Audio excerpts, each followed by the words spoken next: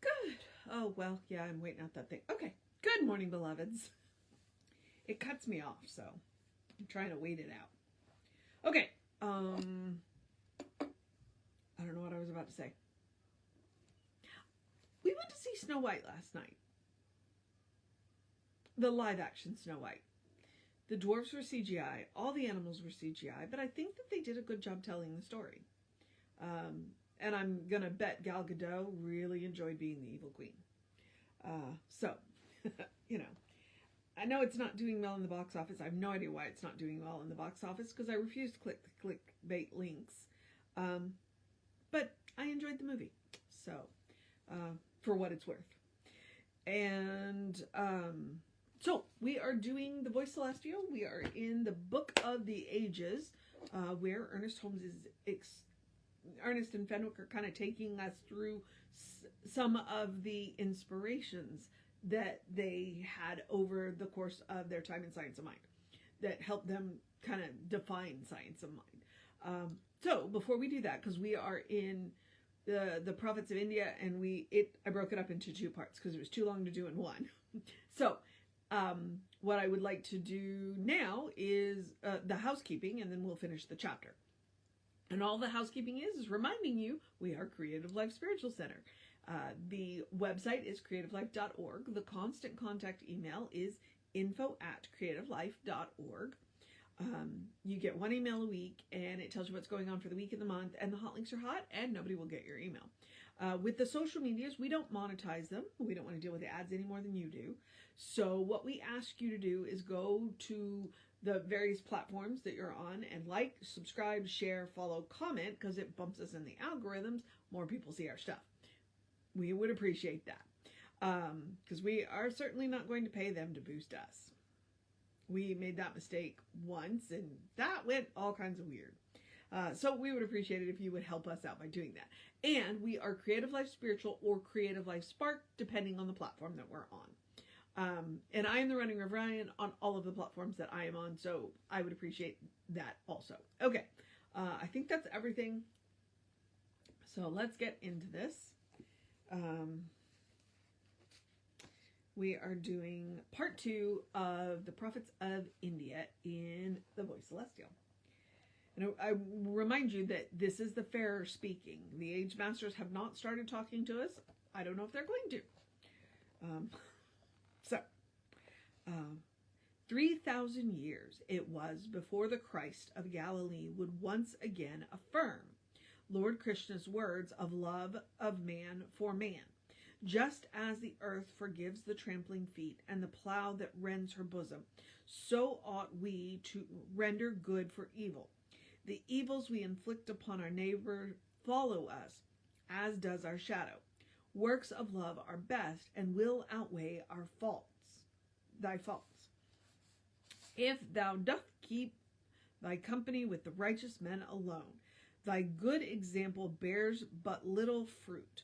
Fear not to live among the wicked men, to bring to them the light. To know is not enough. Good deeds are all in vain until the humble heart, in love of him, has laid them down at Brahma's feet.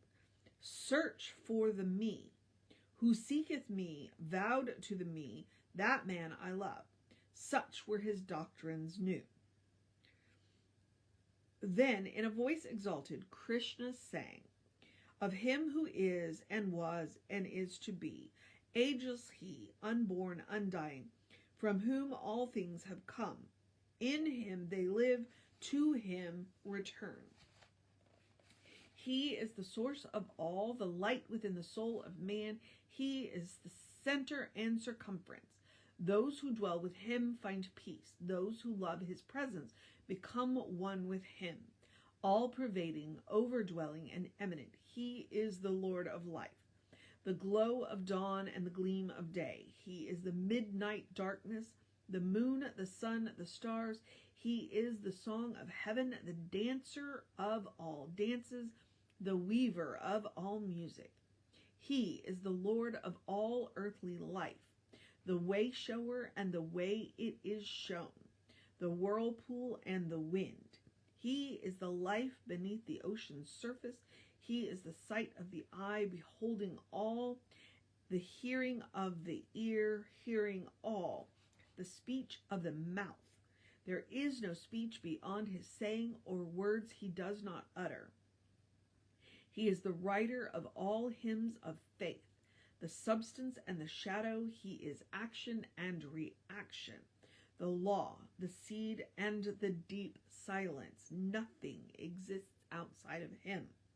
He is both formless and the formed, the unadorned and the adoring, the worshiper who lives upon the earth, the whispering of prayer. He is the one who answers, the altar before which all worship. He is the prophet, seer, and sage, the teacher and the teaching of the ages. He is the earth, the skies, the rainbow in the midst of heaven. He and he alone has life. All within him live forever. He is the Ancient of Days, the nameless and the named, the calm within the storm, the voice speaking from the silence. He is that which is alone is real. The unreal has no existence. He is that which never came to birth, the unborn. He is the birth of all, undying. He is transition, uncaught by time. He is the timeless. He is the self within all selves, the changeless in which change takes place. He is beyond all space and time. Time and space are his garments. He is the Atman of man's being, the overlord of all the parts, concealed in everything, pervading all. He is the soul of all that lives, the permanent, eternal, and self-existent of all effects. He is the essence. He is the begetter of all begotten, the father of the sons of life, the mother who conceived their being.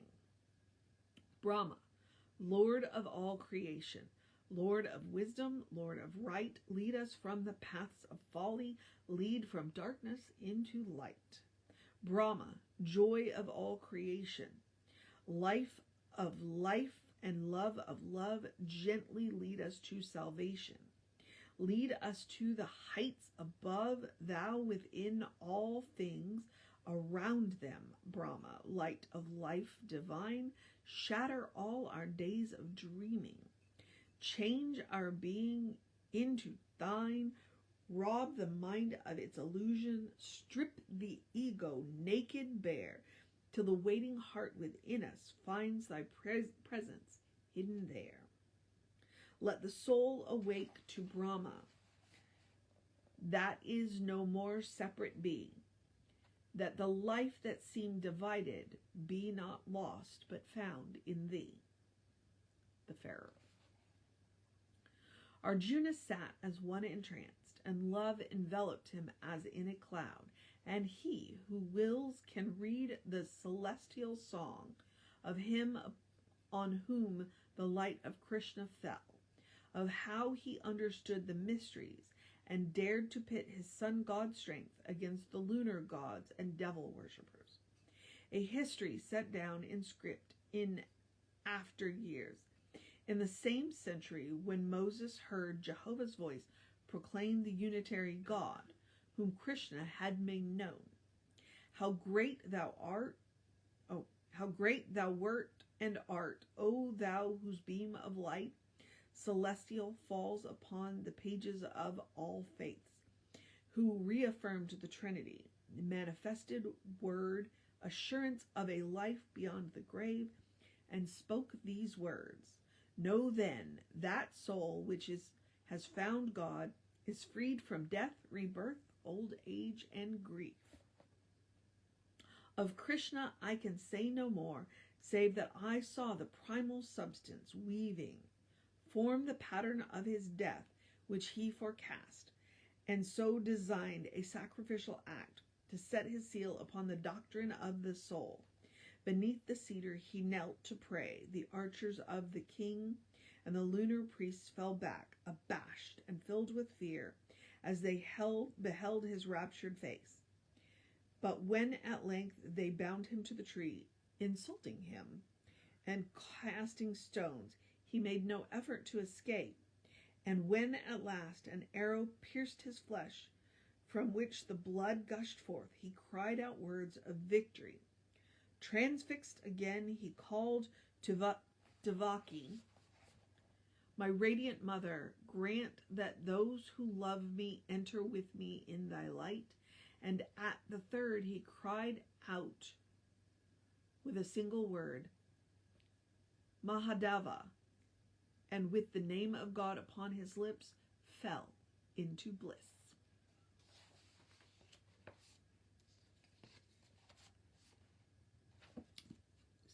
Okay. So, again, I'm going to reiterate what I said yesterday. When he talks about the devil gods and maybe the lunar priests, he's talking about the religions that believed in human sacrifice. Okay. One of the mistakes that people make about Hinduism, because this is definitely Hinduism, is that they believe in multiple gods. They don't. There is one God, Brahma. That's it. Everything is Brahma. But what the Hindus recognized is that our mind is too small to conceive of, and even by naming it Brahma, we're limiting it.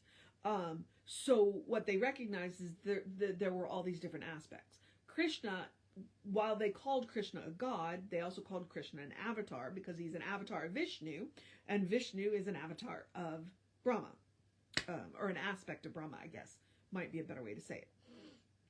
And what he is specifically referring to when he talks about Arjuna is one of the Upanishads, which I will look up and put a link in, because the Upanishad, I think there's more than one, but that specific one, Krishna is the chariot driver to Arjuna, and Arjuna is, I believe, a king who goes to war and has second thoughts about it. He's like, well, why are we doing this? Why are we killing each other? It doesn't make sense, because I'm killing family members. I'm killing people that I know and I don't like it. And so Krishna guides Arjuna through this process. I've read it, but it's been a minute, which means a long time. But the Upanishads are beautiful stories, and there's a lot of wisdom in them, and that's kind of the point. And I think that's one of the reasons why, without specifically saying, hey, go read the Upanishads, because what Ernest did was he looked for the golden thread. He looked for the golden thread of truth that runs through every religion.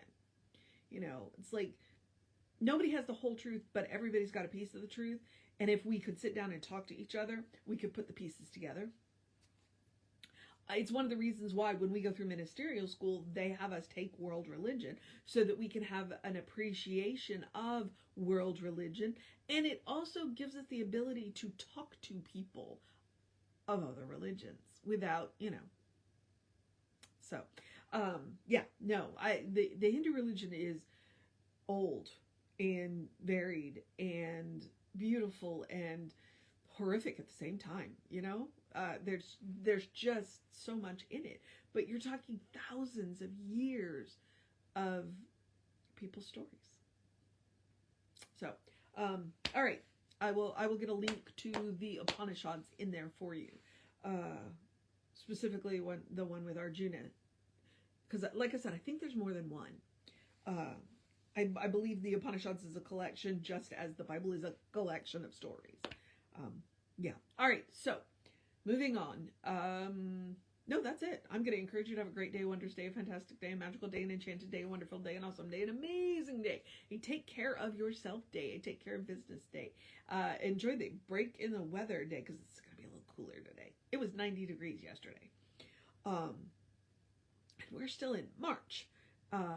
A drink plenty of water day, a go do something fun for yourself day, a take care of business day, a you got this day, a good day. And if that's too much pressure, simply have a day. You are enough, just as you are. You are a beloved expression of the divine. You are spirit in motion, God in action, a brilliant light, a divine spark. Brilliant light, a divine spark. A beautiful masterpiece and a work in progress at the same time, at your own pace. And as Reverend Jesse likes to call us, you are a godling. All right, beloveds. Explore the truth of your being. Get to know who the divine knows you to be. Because the divine knows you to be good. And from there, anything is possible. All right, beloveds. Reverend David should be on around 5 p.m. with you. I will be back with you around 9:15 tomorrow. And we will start with we will look at chapter 6, the ascription to Buddha. That should be interesting. All right, beloveds, take care of yourself. Know that you are loved, and I will see you next time.